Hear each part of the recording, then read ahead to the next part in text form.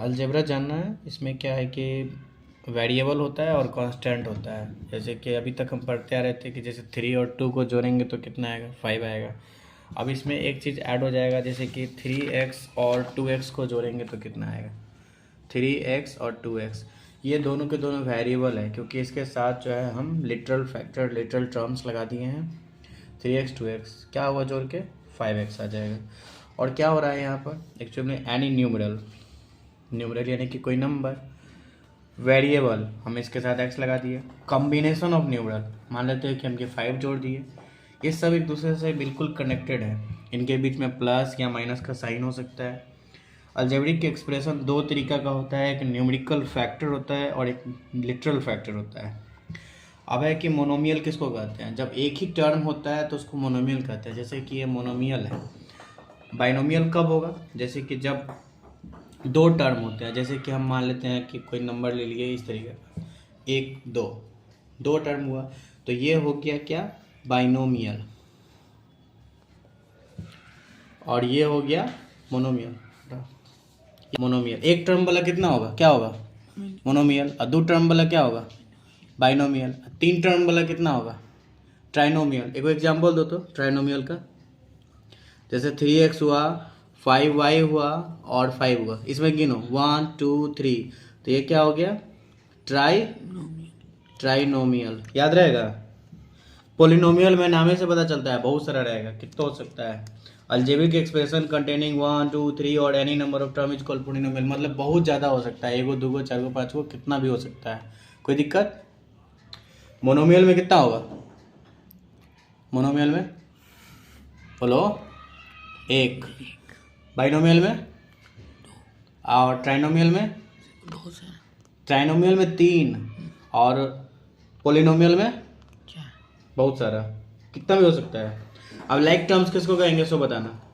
जैसे 3x और 5y है, क्या ये दोनों को हम लाइक टर्म्स कह सकते हैं या नहीं, नहीं कह सकते, क्योंकि इसमें जो देखो ये जो लिटरल फैक्टर है ये अलग अलग है। इसमें x है और इसमें y है, दोनों सेम है नहीं है, तो इसको हम कह सकते हैं 4x और 3x को, ये लाइक टर्म्स है। कैसे नहीं है, इसमें भी x लगा हुआ है, इसमें भी x लगा हुआ है, लगा हुआ है ना। और यही जोड़ने में काम आएगा, 4x और 3x को जोड़ेंगे तो 7x आएगा, कोई दिक्कत।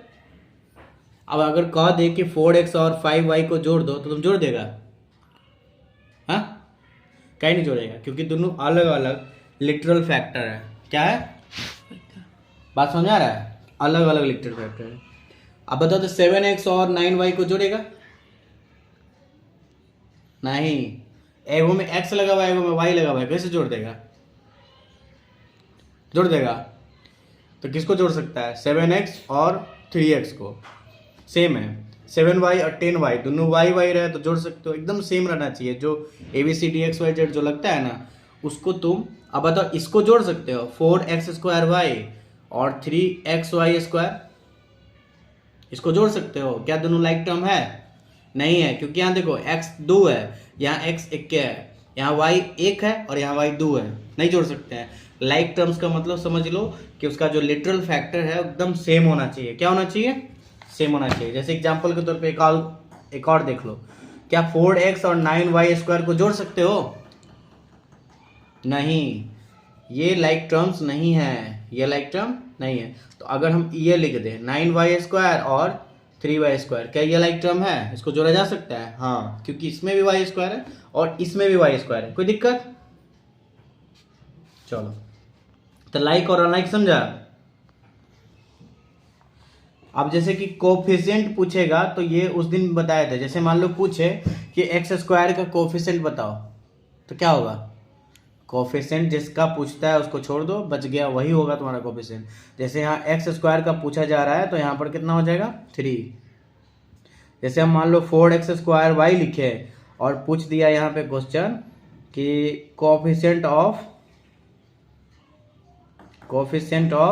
y बताओ, तो वह कितना हो जाएगा, y को ढक दो, y को जो बच गया वही होगा, तो क्या बच गया, 4x²। ठीक है,